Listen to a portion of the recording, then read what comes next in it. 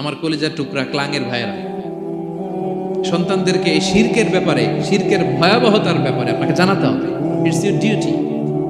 আপনি শুধু বাবা হইলেই চলবে না, আপনার ছেলে মেয়ে কোন পথে চলবে এটা আপনাকে ঠিক করে দিতে হবে।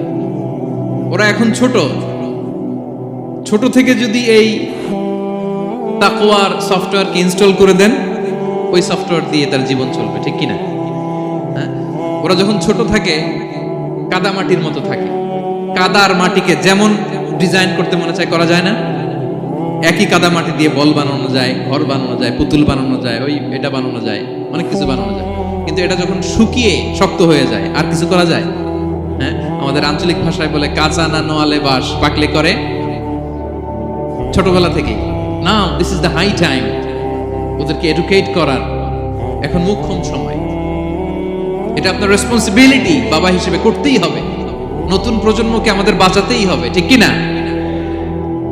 মানুষের পেট থেকে বেরোলেই কেউ মানুষ হয় না। গরুর পেট থেকে যেটা বেরোয় এটা গরু, ছাগলের পেট থেকে বেরোলেই ছাগল হয়ে যায়, হাতির পেট থেকে বেরোলেই হাতি হয়ে যায়। কিন্তু মানুষের পেট থেকে একটা কিছু বেরোলেই ওটা মানুষ হয়, ওটার মানুষ বানাতে হয়। কি করতে হয়? মানুষ বানাতে হয়। গরুকে কেউ কোনোদিন বলে না তুই গরুর মতন গরু হ। ছাগলরে কেউ কোনোদিন কইছে যে তুই ছাগলের মতো ছাগল হ।